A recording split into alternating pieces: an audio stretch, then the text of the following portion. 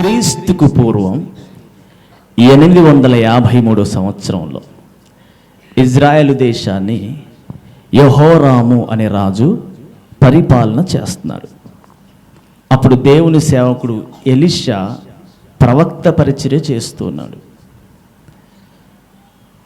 ఆ 853 సంవత్సరంలో యెహోరాము రాజుగా ఉండి పరిపాలన చేస్తూ ఉండగా ఒక గొప్ప కరువు, ఒక గొప్ప క్షామం ఆ దేశానికి వచ్చింది.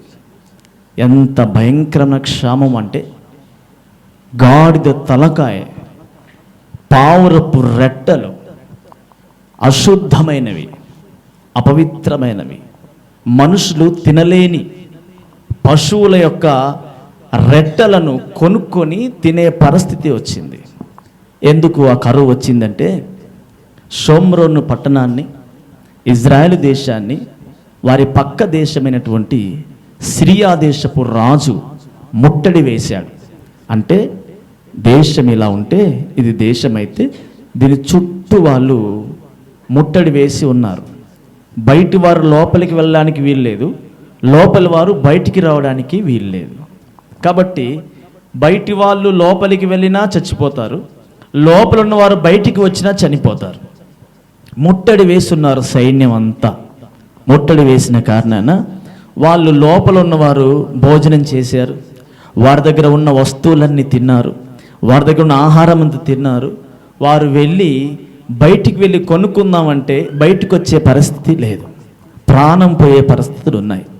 ఆ సమయంలో క్షామం వచ్చింది, కరువు వచ్చేసింది, ఆకలితో ప్రజలు అలమటిస్తూ ఉన్నారు. షోమ్రోను పట్టణం అంతా కరువుతో ఆకలితో అలమటిస్తూ వికాలమైపోయింది షోమ్రోను పట్టణము. ఒకరోజు రాజు యెహోరాము రాజు షోమ్రోను పట్టణ ప్రాకారం మీద సాయంకాల సమయం అలా తిరుగుతూ ఉన్నాడు. ఏంటి పరిస్థితి? ఎందుకు వచ్చింది కరువు? ఈ ప్రజల పరిస్థితి ఏంటి?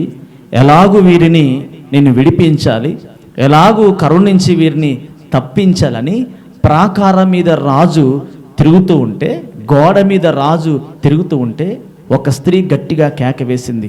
రాజా రాజా అని కేకలు వేసి నాకు సహాయం చేయమని గట్టిగా కేకలు వేస్తుంది. అప్పుడు యెహోరాము రాజు అంటాడు, దేవుడు నాకు సహాయం చేయకుండా నేను నీకు ఎలా సహాయం చేసేది? యెహోవా నాకు సహాయం చేస్తేనే కదా నేను సహాయం చేసేది. అంటే యెహోరాము రాజు ఉద్దేశం ఏంటంటే, ఈమె ఆహారం కొరకు కేకలు వేస్తూ ఉంది, ఈమెకు ఆకలి వేస్తున్నట్టున్నది, కాబట్టి ఏదైనా సహాయం చెయ్యి ఆకలికి అనే ఉద్దేశంతో కేకలు వేస్తుంది అనుకొని నాకు సహాయం చెయ్యి అని ఆమె కేకలు వేస్తే దేవుడు నాకు సహాయం చేయాలి కదా, ఆయన సహాయం చేయకుండా నేను ఎలా నీకు సహాయం చేసేది అని మరలా అంటాడు. అయినా నీకు ఏమి కావాలి అని అడుగుతాడు, నీ సమస్య ఏంటి అని అడుగుతాడు. అప్పుడు ఆ స్త్రీ అంటది, ఏం లేదు రాజా, ఆకలితో అలమటిస్తున్నాం కదా, ఆకలితో అలమటిస్తుంటే నేను నా పక్కింటి స్త్రీ ఒక ఒప్పందం చేసుకున్నాం.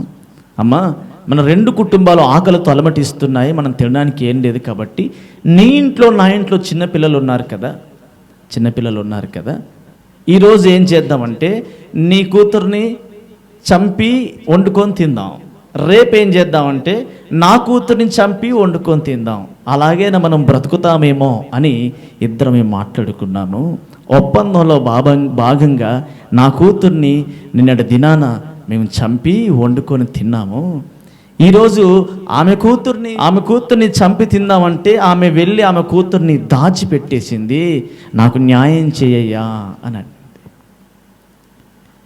నాకు న్యాయం చెయ్యు, నాకు సహాయం చేయు అంటే రాజు తన రాజ వస్త్రాన్ని తీసేసి గోనెపట్ట ధరించుకొని వేదనతో మహారోదనతో కన్నీటితో ఆ ప్రాకారం చుట్టూ తిరుగుతూ ప్రార్థన చేశాడు. అయ్యో, ఎలా ప్రభువా, ఎలా వీరిని తప్పించేది, ఎలా కరుణించి విడిపించేది అని ప్రార్థన చేశాడు.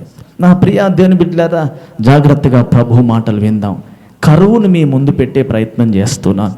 ఎంత పెద్ద కరువో, ఎంత గొప్ప కరువో, పావురపు రెట్ట, కాకుల రెట్టలు కొనుక్కొని తినేంత కరువు, గాడిద తలకాయలు కొనుక్కొని తినేంత కరువు, తన కడుపున పుట్టిన బిడ్డలను కోసుకొని వండుకొని తినేంత కరువు ఆ దేశంలో యెహోరాము రాజు కాలంలో వచ్చింది. కరువు ఎందుకు వచ్చింది అనేది మరొక సబ్జెక్టు కాబట్టి నేను దాని జోలికి వెళ్ళట్లేదు. అంత భయంకరమైన కరువు వచ్చింది, అంత భయంకర కరువు వచ్చింది. రాజు దేవుడే సహాయకుడు అని చెప్పాడు వారితో. ప్రాకారం మీద రాజు దేవుడే సహాయం చేయాలి అని చెప్పాడు. యెహోరాము రాజు ప్రార్థన చేశాడు. తన రాజ్యవస్త్రం తీసివేసి గోనెపట్ట ధరించుకొని బూడిద పోసుకొని ఆ తర్వాత ఆ వెంటనే రాజుకు ఆలోచన వచ్చింది. ఈ కరువు రావడానికి గల కారణం ఎవరు అంటే దేవుని సేవకుడైన ఎలీషా అని. ఎలీషాను చంపడానికి ఒక మనిషిని ఆ ఇంటికి పంపిస్తాడు. మీరు రాజు యొక్క హృదయాన్ని, రాజు యొక్క ఆలోచన, రాజు యొక్క తలంపులు, రాజు యొక్క ఉద్దేశాన్ని మీరు గమనించాలి. మొదటగా ఆ స్త్రీ కేకలు వేసినప్పుడు అమ్మా దేవుడే సహాయకుడు అని చెప్పాడు. ఆ స్త్రీ తన విషయాన్ని చెప్పినప్పుడు, తన సమస్యను చెప్పినప్పుడు, అమ్మా ఇదిగో దేవుని సన్నిధిలో ప్రార్థన చేస్తున్నాను అని గోనెపట్ట ధరించుకొని ప్రార్థన చేశాడు. దేవుడు సహాయుడు అని తెలిసిన వ్యక్తిగా రాజు ఉన్నాడు. దేవుని సన్నిధిలో ప్రార్థన చేయాలి అని ప్రార్థించే వ్యక్తిగా రాజు ఉన్నాడు. ఆ వెంటనే ఇంత కరువు రావడానికి గల కారణం ఎవరంటే పాస్టర్ గారు. కాబట్టి ఈ దినము పాస్టర్ గారి తల లేకుండా నేను చేస్తానని చెప్పి ఎలీషా అనే పాస్టర్ గారి దగ్గరికి ఒక వ్యక్తిని పంపించాడు. మీకు అర్థమవుతుందా? మొదటగా ఏమన్నాడు? దేవుడు సహాయం చేస్తాడు అన్నాడు. రెండోదిగా ఏం చేశాడు? ప్రార్థన చేశాడు. మూడోది ఏం చేస్తూ ఉన్నాడు? ఈ కీడు రావడానికి గల కారణం పాస్టర్ గారు అని చెప్పి పాస్టర్ గారిని చంపడానికి ఒక వ్యక్తిని పంపించాడు. పాస్టర్ గారి దగ్గర ఒక వ్యక్తి వస్తుండగానే ఎలీషా గారికి ఆ విషయం తెలిసి, నరహంతకుని కుమారుడు నన్ను చంపడానికి ఒక వ్యక్తిని పంపిస్తున్నాడు, వాడి ఇంట్లోకి రాకుండా డోర్లు మూసివేయండి, వానితో పాటు రాజు కాళ్ళ శబ్దం కూడా వచ్చును కదా అని అంటాడు. అతడు వస్తాడు, వీళ్ళు డోర్లు మూసివేస్తాడు, రాజు వాళ్ళు కలుస్తారు, మాట్లాడతారు.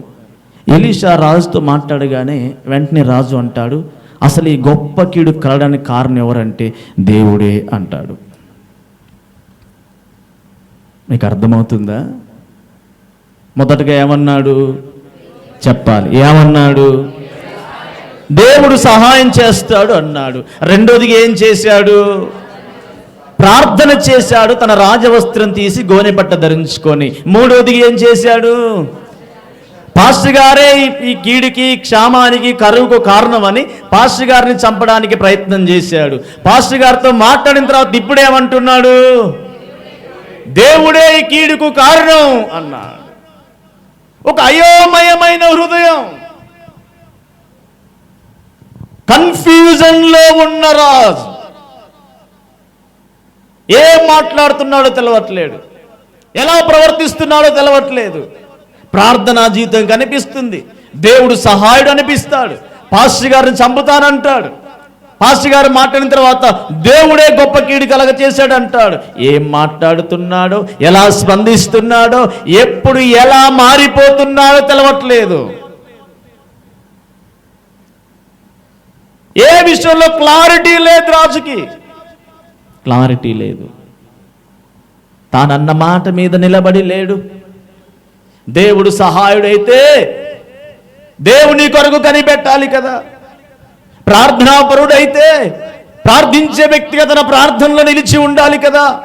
ఒకళ్ళ సేవకుని మీద తిరుగుబాటు చేసే వ్యక్తి అయితే తిరుగుబాటుదారునిగా ఉండాలి కదా. తాను ఏం మాట్లాడుతున్నాడో ఆ మాట మీద స్థిరత్వం లేనివాడు రాజు. తన హృదయం ఏం మాట్లాడుతుందో తనకి తెలియదు, ఎప్పుడు ఎలా మాట్లాడుతున్నాడో తెలియదు, ఎప్పుడు ఎలా నిర్ణయాలు తీసుకుంటున్నాడో తెలియదు. ఎప్పుడు ఎలా స్పందిస్తున్నాడో తెలియదు. దేవుడు సహాయుడు అంటాడు.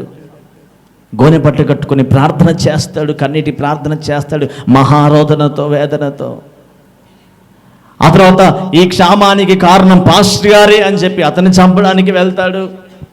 పాస్టర్ గారితో మాట్లాడిన తర్వాత దేవుడే కారణం, యెహోవాయే గొప్ప కీడు కలగ చేశాడని దేవుణ్ణి నిందిస్తాడు. ఎందుకు ఈ కన్ఫ్యూజన్ స్థితి రాజుకు వచ్చింది? ఎందుకు ఈ రాజు జీవితంలో ఈ అయోమయ స్థితి ఉంది? ఎందుకు ఈ రాజు ఎప్పుడు ఎలా మాట్లాడుతున్నాడో ఎవరికి ఎందుకు అర్థం కావట్లేదు? తనకంటూ ఒక స్టాండ్ లేదా? తనకంటూ ఒక గమ్యం లేదా? తనకంటూ ఒక కమిట్మెంట్, తీర్మానం లేదా? దేనికో ఒక దానికి కమిట్ అయ్యి ఉండాలి కదా. దేనికో ఒక దానికి కమిట్ అయ్యి ఉండాలి కదా. పరిస్థితులను బట్టి మారిపోతావా? స్థితిగతులను బట్టి చేంజ్ అయిపోతూ ఉంటావా? అసలు ఇంత కన్ఫ్యూజన్ గల కారణం ఏంటి? ఎందుకు రాజు ఇంత అయోమయంగా మాట్లాడుతూ ఉన్నాడు? ఏది తాను మాట్లాడుతున్నాడో ఆ మాట మీద తనకు నమ్మకం లేకుండా మాట్లాడుతూ ఉన్నాడు. ఈ మధ్యాహ్న కాల సమయంలో రాజు గారి యొక్క ఒక పెద్ద బలహీనతను మీ ముందు పెట్టి వాక్యాన్ని ముగిస్తాను. ఎందుకు అతడంత కన్ఫ్యూజన్గా మారిపోతున్నాడు? ఎందుకు అతని మాట మీద తనకి స్థిరత్వం లేదు? ఎందుకు అతడు అలా మారిపోయే మాటలు కలిగి జీవిస్తూ ఉన్నాడు? ఎందుకు అతడు ఒక కమిట్మెంట్లో లేడు? ఎందుకు అంత అయోమయంగా మారిపోతూ ఉన్నాడు? యెహోరాము రాజు గొప్ప క్షామం కలిగింది కదా,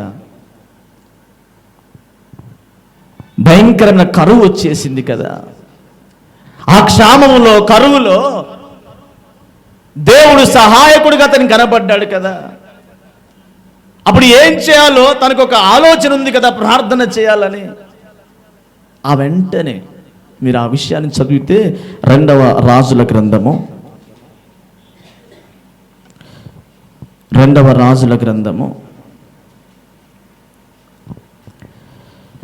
అధ్యాయము 25వ వచనము. అప్పుడు షోమ్రోనులో గొప్ప క్షామము కలిగి ఉండగా గాడిద యొక్క తల 80 రూపాయలకును, అరపావు పావురపు రెట్ట 5 రూపాయలకును అమ్మబడిను. వారంత కఠినముగా ముట్టడి వేసి ఉండిరి. అంతటా ఇశ్రాయేలు రాజు పట్టణపు ప్రాకారం మీద సంచారం చేయగా ఒక స్త్రీ రాజును చూచి, రాజువైన నా ఏలినవాడా, సహాయము చేయమని కేకలు వేయటం విని, యెహోవా నీకు సహాయము చేయనిది నేను ఎక్కడి నుండి నీకు సహాయం చేయదును? కళ్ళములో నుండి అయినను, ద్రాక్ష గానుగలో నుండి అయినను దేనినిచ్చి సహాయము చేయ వల్లపడదని చెప్పి నీ విచారమునకు కారణమేమని అడుగుగా, ఈ స్త్రీ నన్ను చూచి, నేటి ఆహారమునకు నీ బిడ్డనిమ్ము, రేపు మనము నా బిడ్డను భక్షించుదుమని చెప్పినప్పుడు మేము నా బిడ్డను వంట చేసుకొని తింటిమి. అయితే మర్నాటి అందు నేను దాన్ని చూచి నేటి ఆహారమే నీ బిడ్డనిమ్మని అడిగితిని గాని అది తన బిడ్డను దాచిపెట్టని చెప్పాను.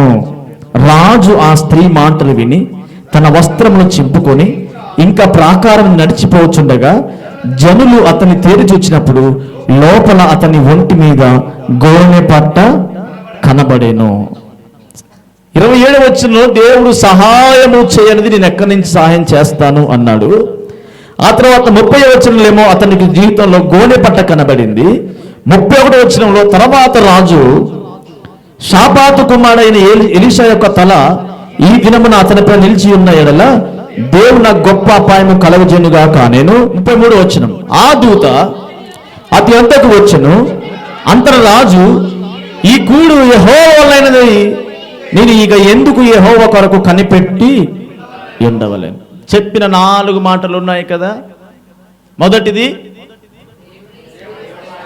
దేవుడు సహాయం చేయకపోతే నేను ఎలా చేయాలి అన్నాడు. రెండవది, గోనె పట్ట కట్టుకొని ప్రాకారం మీద ప్రార్థన చేశాడు. మూడవది, పాస్టర్ గారి తల ఈ దినము తీయకపోతే దేవుడు నాకు గొప్ప అపాయం కలగ చేస్తాడన్నాడు. 4వది, దేవుడే ఈ కీడు కలగ చేశాడు, ఆయన కొరకు నేను ఎందుకు కనిపెట్టుకోవాలి అన్నాడు. 4 విషయాలు. చాలా కన్ఫ్యూజన్లో ఉన్నాడు రాజు. ఒక దేవుడి మీద ఆధారపడిన వ్యక్తిగా కనబడట్లేడు, ఒక సేవకుని ఆలోచన ప్రకారం నడుచుకుంటున్న వ్యక్తిలా కనబడట్లేదు, ఒక ప్రార్థనాపరుడిగా కనబడట్లేడు. చాలా కన్ఫ్యూజన్గా ఉన్నాడు, అయోమయంగా ఉన్నాడు. దీనంతటికి కారణం ఏంటి అని చూస్తే ఒక కెప్టెన్, ఒక అధిపతి. రాజు జీవితములో స్థిరత్వము లేకుండా చిందరవందరగా ఆలోచన కలిగి ఉండడం గల కారణం ఏంటంటే ఒక అధిపతి. బైబిల్లో రాయబడి ఉంది, ఈ రాజంట ఆ అధిపతి చేయి మీద ఆనుకొని ఉండేవాడట. ఈ యెహోరాము రాజు ఆ అధిపతి చేయి మీద ఆనుకొని ఉండేవాడట. రాజు ఎవని చేతి మీద ఆనుకొని ఉండునో ఆ అధిపతి అని రాయబడి ఉంది బైబిల్లో. దేవుడు గొప్ప కార్యాలు చేస్తాడంటాడు, కానీ ఇతడు మాత్రము ఒక అధిపతి చేయి మీద ఆనుకొని భక్తి చేస్తాడు, ప్రార్థన చేస్తాడు, కానీ ఇతడు మాత్రము ఆ అధిపతి చేయి మీద ఆనుకొని ఉంటాడు. ఈ మధ్యాహ్న కాల సమయమున ఆ అధిపతి ఎంత పనికి మాలినవాడు, ఎంత భయంకరుడు అంటే, అధిపతి ఎలాంటి వాడంటే వాగ్దానాన్ని నమ్మని వాడు అధిపతి. వాగ్దానాన్ని స్వతంత్రించుకునే స్వభావం లేనివాడు అధిపతి. వాగ్దానం మీద విశ్వాసం లేదు అతనికి, వాగ్దానం మీద నమ్మకం లేదు అతనికి, వాగ్దానం చేసిన దేవునిపై నమ్మకం లేదు అతనికి.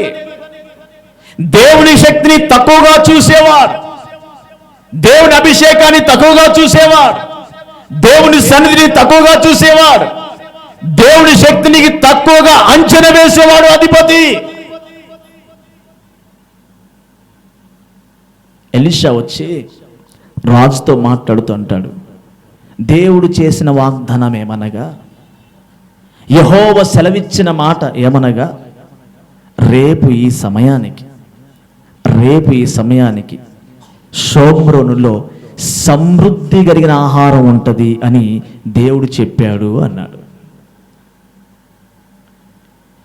దేవుని సేవకుడు ఎలీషా యెహోరాము రాజు దగ్గరకు చెప్పిన మాట ఏంటంటే, రేపు ఈ సమయానికి ఏ కరువుతో కొట్టుమిట్టాడుతుందో షోమ్రోను పట్టణము సమృద్ధి కలిగి ఉంటది, విస్తారమైన ఆహారం ఉంటది అని దేవుడు సెలవిస్తున్నాడయ్యా, దేవుడు వాగ్దానం చేశాడు అని దేవుని సేవకుడు ఎలీషా యెహోరాము రాజుతో అంటే, బైబిల్లో రాయబడి ఉంది, రాజు ఎవని చేతి మీద ఆనుకొని ఉండనో ఆ అధిపతి, యెహోవా ఆకాశపు కిటికీలు తెరిచిన ఈ ప్రజలకు ఆహారం సరిపోదు అన్నాడు. 7వ అధ్యాయం 1వ వచనం. అప్పుడు ఎలీషా రాజుతో ఇట్లా, నేను యెహోవా మాట ఆలకించుము, యెహోవా సెలవిచ్చినదేమనగా, రేపు ఈ వేళకు షోమ్రోను ద్వారమందు రూపాయి 1 1 మానిక సన్నని పిండియు, రూపాయి 1 2 మానికల యవలం అమ్మడబడును. అందుకు ఎవరి చేతి మీద రాజు ఆనుకొని ఉండనో ఆ అధిపతి, యెహోవా ఆకాశమందు కిటికీలు తెరచినను అలాగు జరుగునా. దేవుడు సెలవిచ్చిన మాట వేరే, దేవుడు చేసిన వాగ్దానం వేరే.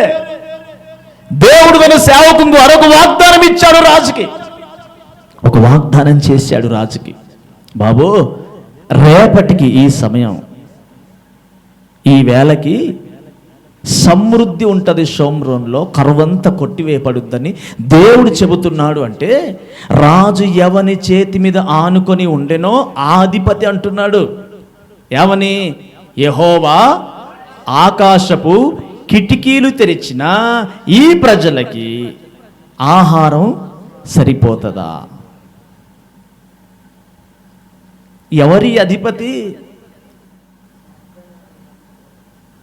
దేవుని శక్తిని, దేవుని వాగ్దానాన్ని తక్కువగా చూస్తున్నవాడు, దేవుని శక్తిని తక్కువ చేసినవాడు, దేవుని కార్యాలను తక్కువ అంచనా వేస్తున్నవాడు, దేవుణ్ణి తక్కువ అంచనా వేసి మాట్లాడుతున్నవాడు,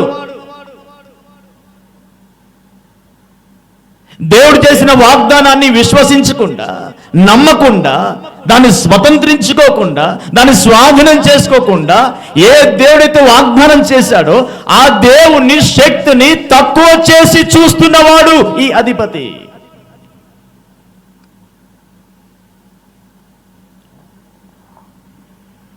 ఈ మధ్యాహ్నం దేవుడు చెబుతున్న మాట ఏంటంటే, వాగ్దానం చేసిన వాడు నమ్మదగినవాడు, ఆయన శక్తివంతుడు.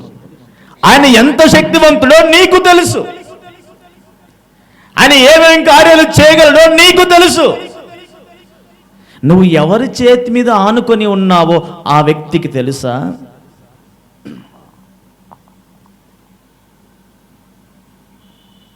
అసలు ఈ రాజును కన్ఫ్యూజన్లోకి నెట్టేసిందే ఈ అధిపతి. ఈ రాజు హృదయం నెమ్మది లేకుండా చేస్తున్నదే ఈ అధిపతి. ఎందుకంటే రాజు దేవుడు సహాయుడు అంటాడు, ప్రార్థన చేస్తాడు, ఆ తర్వాత సేవకుని మీద తిరుగుబాటు చేస్తాడు, ఆ తర్వాత దేవుడే గొప్ప కీడు కలగ చేశాడు అంటాడు. అంటే ఈ రాజు అన్ని విషయాల్లో దేవుడు ఎలాంటి వాడో యెహోరాముకు తెలిసినప్పటికీ ఇతడు ఎవరి మీద, ఎవరి చేతి మీద ఆనుకొని ఉన్నాడో ఆ వ్యక్తికి దేవుని శక్తిని గురించిన విలువ తెలియదు.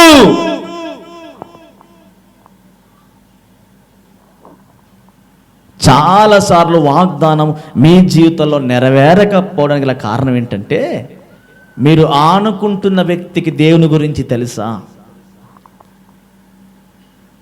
దాంట్లో మీ బంధువులు ఉన్నారు, మీ రక్త సంబంధికులు ఉన్నారు, మీ తోటి స్నేహితులు ఉన్నారు. వారికి ఏం తెలుసు దేవుని శక్తిని గురించి?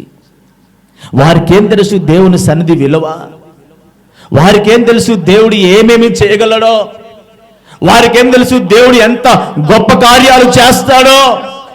వారికి ఏం తెలుసు దేవుడు వాగ్దానం చేస్తే ఎలా నెరవేర్చుకుంటూ వస్తాడో? వారికి ఏం తెలుసు అరణ్యంలో దేవుడు నీటి బుగ్గలను పుట్టించగలడని? వారికి ఏం తెలుసు ఆకాశం నుంచి వంట చేయకుండా ఆకాశం నుంచి మన్నాను మీ కొరకు సిద్ధపరచగలడని? వారికి ఏం తెలుసు? ఆయన మాట వింటే కాకులతో నీకు ఆహారాన్ని పంపిస్తాడని వారికి ఏం తెలుసు? శక్తి తెలియని వారి మీద ఆనుకొని ఉన్నావు. శక్తి తెలియని దేవుని శక్తిని గురించి తక్కువ అంచనా వేస్తున్న వారు నీ బంధువులైన రక్త సంబంధికులైన వారి చేతి మీద ఆనుకొని ఉన్నావు నీవు. వాగ్దానం ఎలా నెరవేరుద్ది? వాగ్దానాన్ని ఎలా స్వతంత్రించుకుంటావు?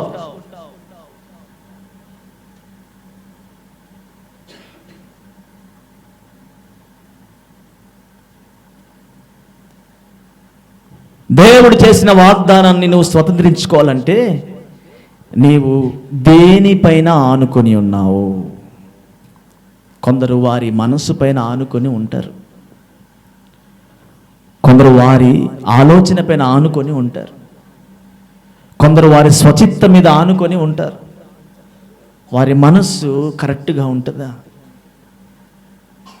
ఇతడు రాజే, దేవుని గురించి ఎరిగిన వాడే, దేవుడు సహాయకుడు అని తెలుసు, దేవుడు ఏదైనా సహాయం చేయగలడు అని తెలుసు, ఇవన్నీ తెలుసు. అయినా అతడు ఎవరి చేతి మీద ఆనుకొని ఉన్నాడో అతడు కరెక్ట్ కాదు.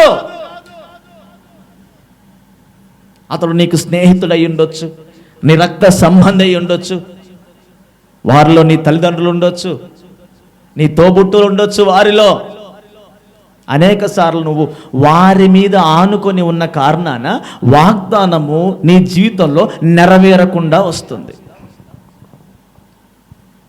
అందుకే కొందరు దేవుని శక్తి గురించి తక్కువగా మాట్లాడుతూ ఉంటారు. ఆయన చేయగలడా అని మాట్లాడుతూ ఉంటారు, ఆయన వల్ల అవుద్దా అని మాట్లాడుతూ ఉంటారు, నిరీక్షణ లేకుండా మాట్లాడుతూ ఉంటారు. ఆయన శక్తిని తక్కువ అంచనా చేసి మరీ మాట్లాడుతూ ఉంటారు. కార్యాలు జరగవు. ఈ నూతన సంవత్సరంలో వాగ్దానం మీ జీవితంలో నెరవేరాలంటే నువ్వు దేనిపైన ఆనుకొని ఉన్నావు? సరే, నువ్వు ఆనుకున్న ఆ వ్యక్తి దేవుని శక్తి గురించి ఎరిగిన వాడేనా? దేవుని గురించి తెలిసిన వాడేనా? వారు ఎవరైనా సరే, నీ బంధువులు, రక్త సంబంధికులైనా సరే, వారికి దేవుని శక్తి యొక్క విలువ తెలుసా? వారికి ప్రభు సన్నిధి విలువ తెలుసా? వారికి దేవుని కార్యాలు వారు రుచి చూశారా? అనుభవించారా ఎప్పుడైనా? వారికేం తెలుసండి? ఇతడు అంటాడు, యెహోవా ఆకాశపు కిటికీలు తెరిచిన అది సాధ్యం అవుద్దా? మరి ఎట్లా సాధ్యం అవుతుంది? క్రియేటర్కు సాధ్యం కానిది మరి ఎట్లా సాధ్యం అవుద్ది? సరే, నువ్వు ఎట్లా సాధ్యం అవుద్దని నువ్వు సలహా ఇవ్వు పోని. ఒక దైవజనుడు వచ్చి, దేవుడు చెబుతున్నారా బాబు, రేపు ఈ వేళకి మీకు సమృద్ధి ఉంటుందట అని చెబుతున్నాడు దేవుడు అంటే, దేవుడు కిటికీలు తెరిచినా అది సాధ్యం అవుద్దా? మరి ఎట్లా సాధ్యం అవుద్ది? పోనీ ఇతని ఆలోచన ఏంటి మరి?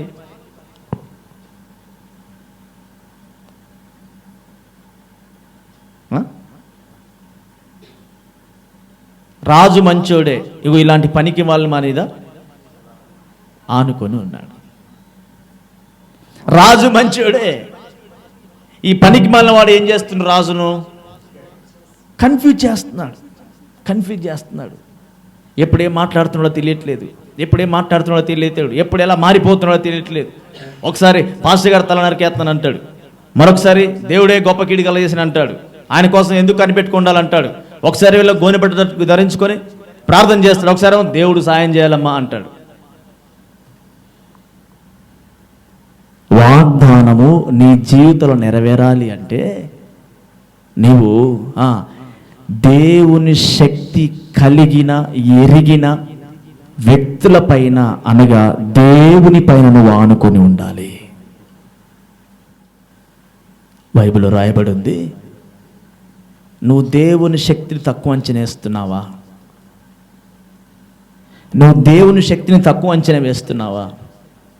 యెహోవా ఆకాశపు కిటికీలు తెరిచినా వీరికి ఆహారం సరిపోదా? ఆహారం పెట్టలేమా? ఇదిగో దేవుడు సెలవిస్తున్న మాట ఏంటంటే, స్పాట్లో ప్రవచించాడు ఎలీషా. దేవా, ఈ అధిపతి ఇలా మాట్లాడుతున్నాడు, ఇతనికి ఏం సమాధానం చెప్పాలని దేవుని అడగలే.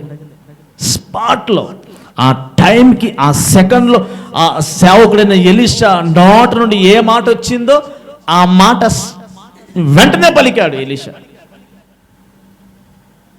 నేను వీళ్ళని ప్రేమించి, వీరిని కనికరించి, వీరి కొరకు దేవుని దగ్గర కనిపెట్టుకొని వీరిని ప్రేమించి, కనికరించి, వీరి కొరకు దేవుని దగ్గర కనిపెట్టుకొని ప్రార్థన చేసి, దేవుడిచ్చిన వాగ్దానాన్ని చేతపట్టుకొని వచ్చి వీరికి వాగ్దానాన్ని చెబితే, ఈ అధిపతి అంటాడు, యెహోవా ఆకాశపు కిటికీలు తెరిచినది నెరవేరుద్దా? వారికి ఆహారం సరిపోద్ది అంటాడు అని ఆ సెకండ్లో, ఆ క్షణంలో, ఆ స్పాట్లో వెంటనే ఎలీషా అంటాడు, దేవుడు వాగ్దానం నెరవేరుస్తాడు, కానీ అందరికి సమృద్ధిగా ఆహారం ఇస్తాడు, కానీ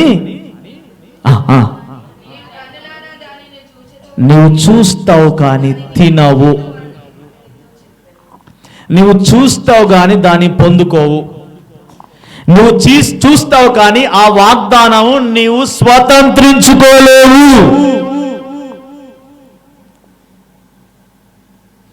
నువ్వు చూస్తావు కన్నులారా, ఆ వాగ్దానాన్ని అనుభవిస్తున్న వారిని చూస్తావు, ఆ వాగ్దానాన్ని స్వతంత్రించుకున్న వారిని చూస్తావు, ఆ వాగ్దానాన్ని అనుసరించి భుజిస్తున్న వారిని చూస్తావు కన్నులారా, కానీ నీవు అనుభవించవు అన్నాడు. ఈ మాట దేవుడు చెప్పలే. ఎవరు చెప్పారు? ఈ మాట దేవుడు చెప్పలే, ఎలీషా చెప్పాడు ఆ మాట. ఆ టైంకి, ఆ సమయంలో ఎలీషా ఆ మాట పలికాడు అంతే. ఒక సేవకుడిగా ఆ మాట పలికాడు. ఎందుకంటే నువ్వు దేవుని గురించి తక్కువ అంచనా వేస్తావా? నువ్వు దేవుని గురించి తక్కువగా మాట్లాడుతావా? ఈ మధ్యాహ్న కాల సమయం దేవుని మాటలు ముగిస్తున్నాను. నువ్వు ఎవరి మీద ఆనుకొని ఉన్నావో, దేవుని శక్తిని గురించి, దేవుని యొక్క శక్తి గురించి తక్కువ అంచనా వేస్తున్న వారి మీద ఒకవేళ నువ్వు బంధువులైనా రక్తస్థం ఆనుకొని ఉంటే నీ ద్వారా వారు ప్రాబ్లంలో పడతారు.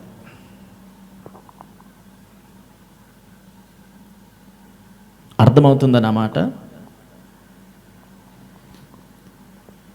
ఇప్పుడు మీ సహోదరుడు ఉన్నాడు, మీ తోబుట్టు ఉన్నాడు ఒక ఆయన. అతనికి దేవుని శక్తి సరిగా తెలియదు, దేవుని గురించి అతనికి తెలియదు, దేవుడు ఎంత శక్తివంతుడో అతనికి తెలియదు. నీకు తెలుసు దేవుడు ఎలాంటి వాడో, ఎన్ని కార్యాలు చేయగలడో నీకు తెలుసు, కానీ అతనికి తెలియదు. అలా తెలియనప్పుడు నీకు తెలిసి కూడా అతను నీ బంధువు అని, నీ తోబుట్టు అని, నీ రక్త సంబంధి అని, నీ సహోదరుడని నువ్వు అతని మీద ఆనుకొని అతని ప్రకారంగా నడుచుకుంటూ వెళితే నీ ద్వారా అతనికి ప్రమాదము. అర్థమైందా? నీ ద్వారా అతని హెల్త్కి, అతని ఆరోగ్యానికి ప్రమాదము. నీవు ఆ వ్యక్తిని పాడు చేసే వ్యక్తిగా మారుతున్నావు.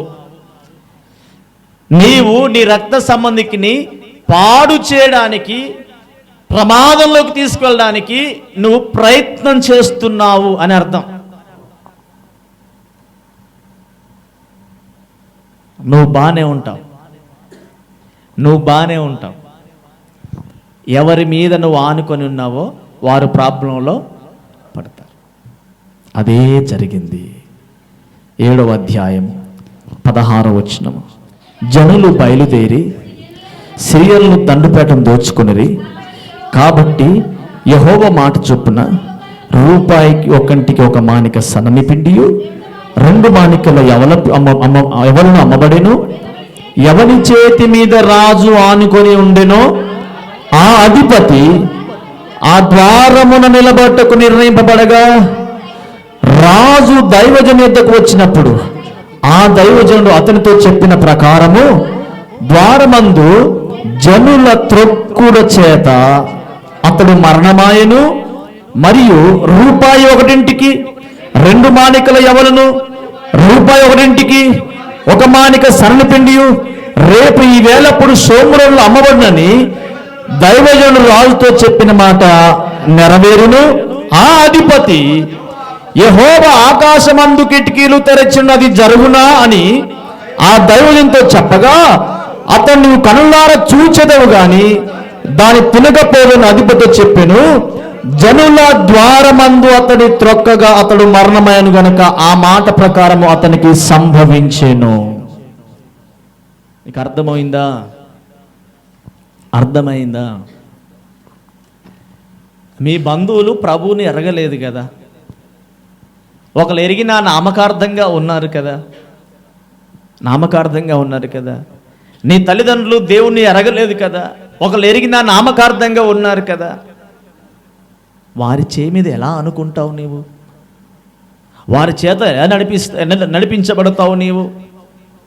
వారి మాట ప్రకారం ఎలా నువ్వు ప్రయాణం చేస్తావు? ఎలా భక్తి చేస్తావు నీవు? నువ్వు అలా చేస్తున్నావంటే వారిని ప్రమాదంలోనికి, ఈ వాక్కు ప్రకారం చూస్తే వారిని చంపడానికి ప్లాన్ వేసావని అర్థం. బతకడం ఇష్టం లేదు నీకు, వాళ్ళు తొందరగా వెళ్ళిపోవాలని ప్లాన్ వేసావు కాదా? రాజు ఏం చేశాడు? యెహోరాము రాజు ఏం చేశాడు? ఎంత తెలియగలడు రాజు? అతని చేని మీద ఆనుకున్నాడా? అతన్ని గేటు దగ్గర పెట్టాడు, సావురా అని.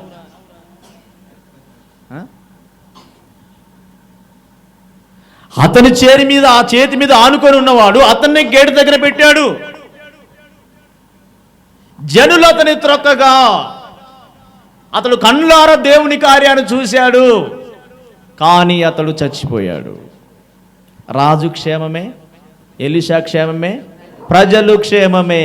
నీవు ఎవరి మీద ఆనుకొని భక్తి చేస్తున్నావో, దేవుని గురించి తెలియని ఆ వ్యక్తుల మీద ఆనుకొని, దేవుని శక్తిని తక్కువ అంచనా చేస్తున్న ఆ వ్యక్తుల మీద ఆనుకొని, వారు బంధువులైన రక్త సంబంధులైన నీ ద్వారా వాళ్ళకి ఏమంటారు, థ్రెట్ ఉంది, ప్రమాదం ఉంది, అపాయం ఉంది. ఇంకా మాట ముందు చెప్పండి, నువ్వు వాళ్ళని చంపడానికి కత్తి ఒరలో పెట్టుకొని తిరుగుతున్నావు. ఎవరు ఉండొచ్చు ఆ ప్లేస్లో, మీ అమ్మ ఉండొచ్చు, మీ నాన్న ఉండొచ్చు, మీ తోబుట్టులు ఉండొచ్చు, మీ రక్త సంబంధికులు, స్నేహితులు ఎవరైనా ఉండొచ్చు. వారు చచ్చిపోవడమే నీకు కావాలి.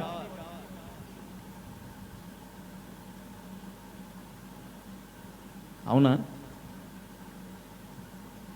అంతే కదా. ఏం చేస్తారు నూతన సంవత్సరంలో?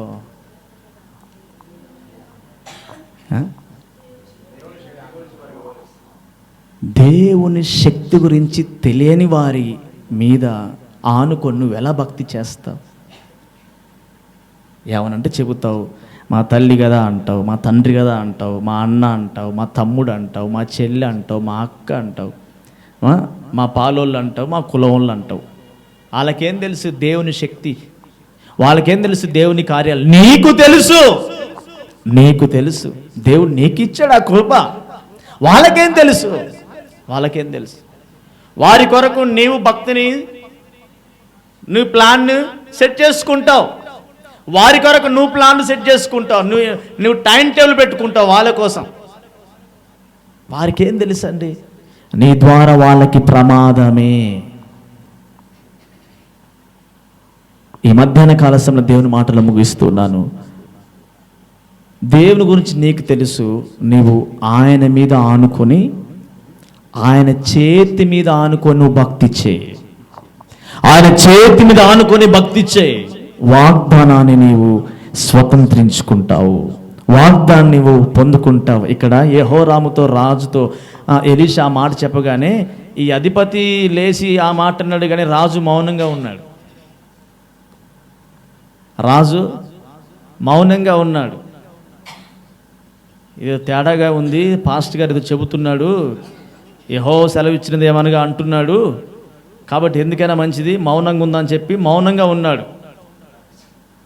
ఈ అధిపతి మాత్రం ఈయనే లేచి, అది సాధ్యమైద్దా, అది అయ్యే పనేనా, ఇంకెప్పుడు చేస్తాడు, ఇంకెప్పుడు అని ఈయనకేం తెలుసు? ఇంకేం తెలుసు? ఎన్ని రోజుల నుంచి చర్చి పోతున్నా, ఇంకెప్పుడు కార్యం జరుగుతుంది, ఈయనకేం తెలుసు? ఆయన వస్తే కదా, ఆమె వస్తే కదా, ఆమె వస్తే కదా. ఆ మాట ఈ మాట అని సావడానికేగా. ఇప్పుడు ఆ మాటను ఏం చేశాడు? రాజు చంపాడా? పాస్టర్ గారు చంపాడా? దేవుడు చంపాడా? ప్రజలు చంపారు. ఏమంటారు? ప్రజలు చంపారంటారా? పోనీ ప్రజలను చంపారు అంటారా ఎవరన్నా? ఏమంటారు? అందరితో పాటు ఆయన కూడా ఆహారం తీసుకొని వచ్చాడు, లేకపోతే గేటు దగ్గర ఉన్నాడు, జనాలు ఆ గుంపులో వచ్చేసారు, ఎక్కడ కింద పడిపోయాడో, ఎప్పుడు తొక్కారో, ఎవరు తొక్కారో, చచ్చిపోయాడో చెప్తారు. అంతేగా. ఆ ప్లాన్ చేస్తున్నావు నువ్వు మీ వాళ్ళ కోసం.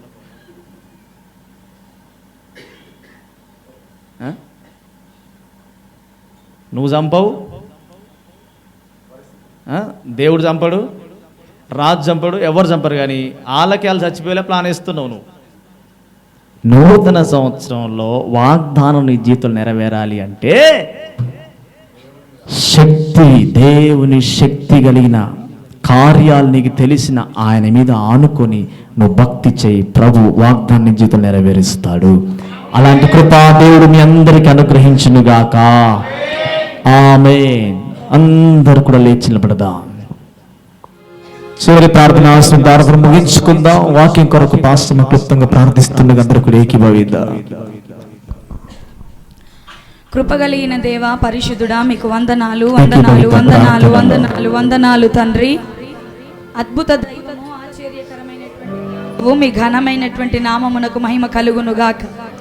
ఆశ్చర్యకరమైనటువంటి నీ నామమునకు స్తుతి స్తోత్రములు స్వామి. 2023 సంవత్సరము నీ ప్రత్యేకమైన కృప ద్వారా బలపరిచావు. ప్రతినిత్యము మాకు తోడుగా ఉండి నడిపించావు అయ్యా. ఈ నూతన సంవత్సరము మొదటి మాసము అయ్యా నీకు వందనాలు. మొదటి పునరుత్థానపు ఆరాధనను ఘన విజయముగా నా తండ్రి నీ నామమును పాడి నీ నామమును ఎత్తిపట్టి నీ వాక్కును వినుటకు నా తండ్రి మమ్మల్ని అందరినీ సమకూర్చినందుకు మీ నామాన్ని స్తుతిస్తున్నా.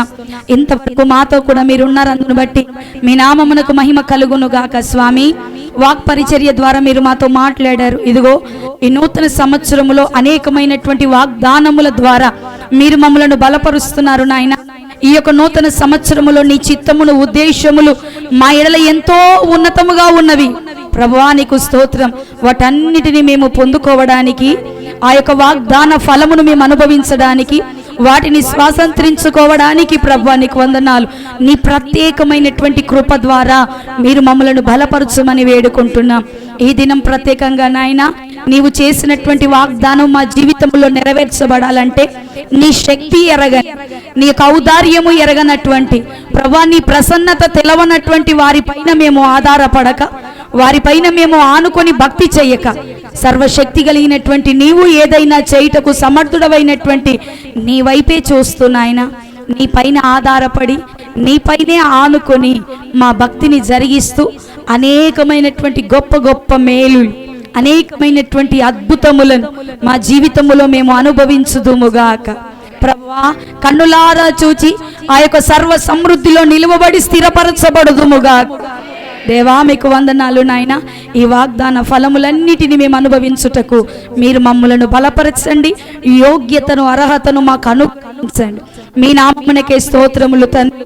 ఈ దినం వచ్చిన ప్రతి బిడ్డను పేరు పేరున జ్ఞాపకం చేసుకోనమని, ప్రతి బిడ్డను మీరు బలపరచమని, నూతన సంవత్సరము కొరకైనటువంటి ఉత్తేజం, ఉజ్జీవం, ఆశీర్వాదం, అత్యధికమైనటువంటి అభిషేకం, మీ ఆత్మ నడిపింపు సంఘముగా ఈ దినం చేర్చబడ్డ ప్రతి ఒక్కరికి నీ అనుగ్రహించమని వేడుకుంటున్నా.